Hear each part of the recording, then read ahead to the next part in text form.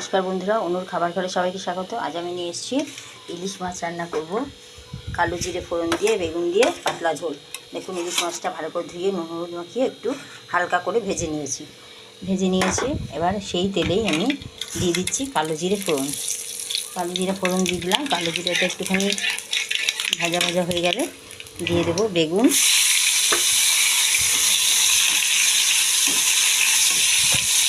এর সাথে আমি নুন হলুদ আর লঙ্কা গুঁড়ার কোনো মশলা না, কটা কাঁচা লঙ্কা দেবো। দিয়ে আমি একটা পেস্ট মশলা করে নিলাম। এবার বেগুনটা ভেজে নিয়ে হালকা হালকা ভাজা হবে, তখন আমি দিয়ে দেবো মশলাটা। মশলা দিয়ে 5 মিনিট ঢেকে দেবো, বেগুন সেদ্ধ হবে। দিয়ে দেবো মাছ, তারপর ফিরে আসবো।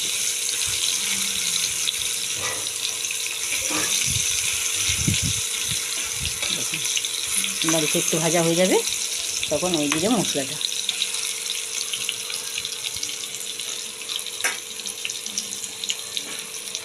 ভালো করে ভেজে নিই। চ্যানেলে যদি কেউ নতুন থাকেন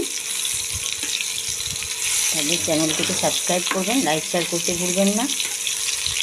নতুন নতুন রান্না পেয়ে যাবেন সবার আগে। তাই আমি এইভাবে একদম সিম্পল রান্না করি, খুব সহজেই, খুব তাড়াতাড়ি হয়ে যায় যেটাতে, আর হেলদিও হয়, খুব একটা রিচ হয় না। অল্প মশলা অল্প তেলে, দেখুন খুব তেল দিইনি, অল্প অল্প তেল দিয়েছি। এবার আমি এটাকে ঢাকা দিয়ে রাখবো। মাছটা ঢেলে নিয়ে আমি ঢাকা দিয়ে দেবো।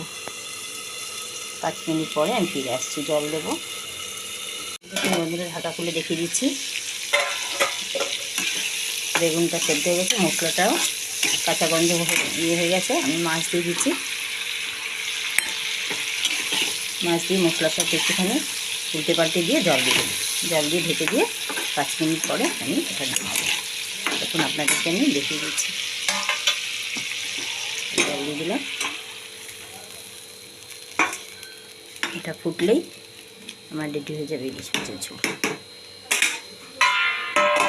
ঢেকে দিলাম। দেখুন বন্ধুরা, আমার ইলিশ মাছের হালকা পাতলা ঝোল কালো জিরে বেগুন দিয়ে দারুণ টেস্ট লাগবে। গরম গরম ভাত দিয়ে পরিবেশন করব। আপনারা এরকম বানিয়ে খেয়ে দেখবেন। দুপুরের ইয়েতে লাঞ্চে খুব ভালো লাগবে খেতে, গরম ভাত দিয়ে এভাবে বানিয়ে খাবেন। যে যেখান থেকে দেখছেন সবাইকে আমার ধন্যবাদ।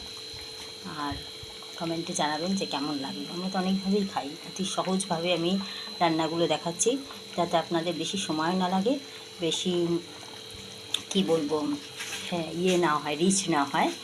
সেই জন্য আমি একদম সহজ পদ্ধতিতে রান্নাগুলো আমি শেয়ার করছি আপনাদের কাছে। ভালো লাগলে অবশ্যই লাইক শেয়ার করবেন। রান্না আমার কমপ্লিট। এবার গ্যাস অফ করে দিচ্ছি।